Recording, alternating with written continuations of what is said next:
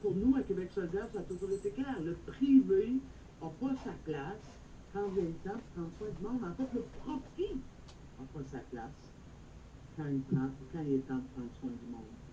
Puis ça fait quand même quelques années que les couche-tard de ce monde, les Provigo, nous disent que les gens, eux autres, qui emploient, c'est grosso modo des gens, du monde étudiant, puis que dans le fond, ils n'ont pas besoin de gagner plus que 12 13 piastres de l'heure. La pandémie est arrivée, puis du jour au lendemain, on s'est rendu compte que ces gens-là, dans les faits, sont devenus essentiels pour notre société. En fait, ils le sont depuis toujours. Mais nous, à Québec solidaire, on n'a jamais arrêté, jamais, de pousser les gouvernements puis bien sûr, côte à côte avec les gens dans la rue, pour s'assurer que les conditions de vie du monde soient juste meilleures. Parce que nous, à Québec solidaire, il n'y a jamais eu l'ombre d'un doute qu'on a besoin des uns des autres, du plus petit en bas de l'échelle. On a besoin de sa présence. On a besoin de prendre soin des uns des autres. On a toujours su que les vrais héros, les vraies héroïnes, c'était du monde qui était en première ligne. C'est d'ailleurs pourquoi nos services publics sont si importants au cœur de notre projet solidaire. On a toujours dit qu'il fallait arrêter de couper dans les soins aux personnes, le soin aux aînés, qu'il fallait traiter les préposés, par exemple, en CHSLD, beaucoup mieux parce que nos aînés en dépendaient. D'ailleurs, leur vie en dépendait. La pandémie nous a appris bien des affaires, mais surtout, elle nous a rappelé qu'au fond, ce qui nous rend fort, ce qui nous rend fort, c'est l'empathie. Ce qui nous rend fort, c'est le partage, c'est la solidarité, c'est la déconcentration de la richesse pour la mettre dans les mains de tout le monde et au service de tout le monde. Ce qui nous rend grands, c'est souvent les plus petits d'entre nous. Ces valeurs-là, nos valeurs solidaires, elles ont pris racine dans le Québec de la pandémie. Et mes amis, ma conviction la plus profonde, c'est c'est qu'il n'y a pas de meilleur remède à la prochaine crise, cette deuxième vague. Il n'y a pas meilleur guide pour l'avenir que la solidarité, l'entraide, le partage. Je laisse la parole à Gabriel.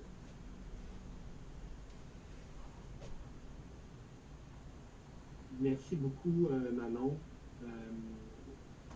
Chers amis, chers solidaires, je veux m'adresser aux Québécois et aux Québécoises. Cette pandémie, aussi tragique soit-elle, doit aussi être l'occasion d'une prise de conscience, mais en fait pas seulement d'une prise de conscience, d'un changement de cap, surtout.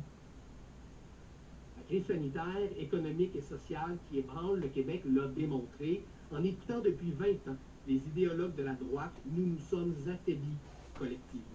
En se laissant convaincre que l'individualisme valait mieux que la solidarité, nous avons créé d'énormes trous dans notre filet social et c'est par ces trous-là que le virus s'est infiltré parmi nous. La pandémie, c'est donc pas juste une crise de santé publique, c'est une crise sociale.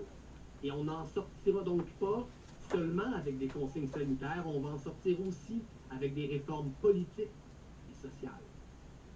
Plus que jamais, nous avons besoin d'investissements majeurs dans nos services publics, d'embauches massives dans nos services publics. On a besoin plus que jamais de conditions de travail dignes pour les travailleuses et les travailleurs. On a plus que jamais besoin d'un État qui prend soin pour construire une société où on vit mieux aujourd'hui qu'hier. Le seul remède pour sortir de cette crise, c'est plus de solidarité, plus de résilience, plus de dignité, plus d'indépendance, plus de justice. J'en suis convaincu. Nous n'avons pas besoin pour ça de réinventer la roue. Nous avons tout simplement besoin de revenir à nos racines. Faire solidaire aujourd'hui, plus que jamais, nos combats historiques sont d'une actualité incontestable. Nous avons raison de réclamer une augmentation rapide et significative du salaire minimum pour que ceux et celles qu'on appelle les essentiels soient payés comme tels. Nous avons raison de réclamer une décentralisation du réseau de la santé pour que partout sur le territoire, territoire, dans toutes les régions, les soins se rapprochent des gens. Nous avons raison d'exiger la fin de ce scandale permanent que sont nos CHSLD. Nous avons raison d'arrêter, nous avons raison d'exiger qu'on arrête d'exploiter au Québec le travail des femmes pour faire tenir debout nos services publics. Mais il ne suffit pas d'avoir raison. Pour gagner, il faut agir. Et ça commencera dès mardi, lors de la rentrée parlementaire. J'ai le plaisir de vous annoncer que Québec solidaire déposera, dès le début de la session parlementaire, un nouveau projet de loi instituant Pharma-Québec.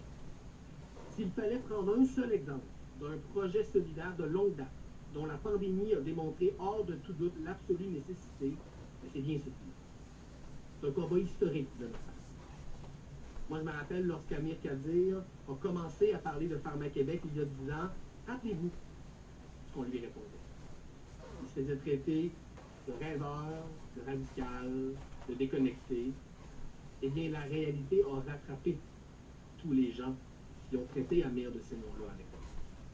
La réalité a éclaté au visage de nos détracteurs au printemps dernier. 10 ans plus tard, où étaient tous ces gens-là? Quand le Québec s'est mis à manquer de masques, de jaquettes, de gants, ils étaient où ces gens-là quand au Québec on a frôlé en fait une pénurie de médicaments dans nos hôpitaux? La vérité, c'est que les arguments de nos opposants se sont écroulés avec la pandémie. Il est inadmissible, il est insupportable qu'en 2020, le Québec soit si dépendant, si fragile en matière d'approvisionnement en médicaments et en matériel médical. Cet automne, Québec solidaire va proposer l'autosuffisance médicale du Québec. Et j'ai bien hâte de le voir. J'ai bien hâte de le voir, notre premier ministre François Legault, ce premier ministre soi-disant nationaliste. J'ai hâte de le voir nous expliquer en quoi les Québécois et les Québécoises sont si mieux servis, si mieux protégés par des multinationales pharmaceutiques que par une société d'État québécoise qui nous appartient et nous enrichit. Mais on ne s'arrêtera pas là. On ne s'arrêtera pas là parce que même avoir des bonnes idées, ça ne suffit pas. Il faut les faire connaître. On va donc reprendre la route du terrain, comme vous nous avez invité à le faire aujourd'hui. On va retourner parler à notre entourage d'abord, mais très rapidement ensuite à nos communautés. On va aller les convaincre que nos solutions sont les bonnes. En tant que premier parti de la gauche indépendantiste québécoise, c'est notre responsabilité. Aujourd'hui, chers solidaires, vous avez jeté les bases de ce travail, mais ce ne doit être qu'un début. La suite, c'est dans les milieux de travail, dans les campus, dans les quartiers et les villages qu'elle aura lieu. La suite, en fait, c'est partout au Québec. Manon et moi, on sera là, bien sûr, accompagnés du reste de notre redoutable bande des 10. Et mon plus grand souhait, vraiment, en cette fin de Conseil national, c'est que vous soyez là, avec nous, à nos côtés. On a besoin de vous, on n'y arrivera pas seul.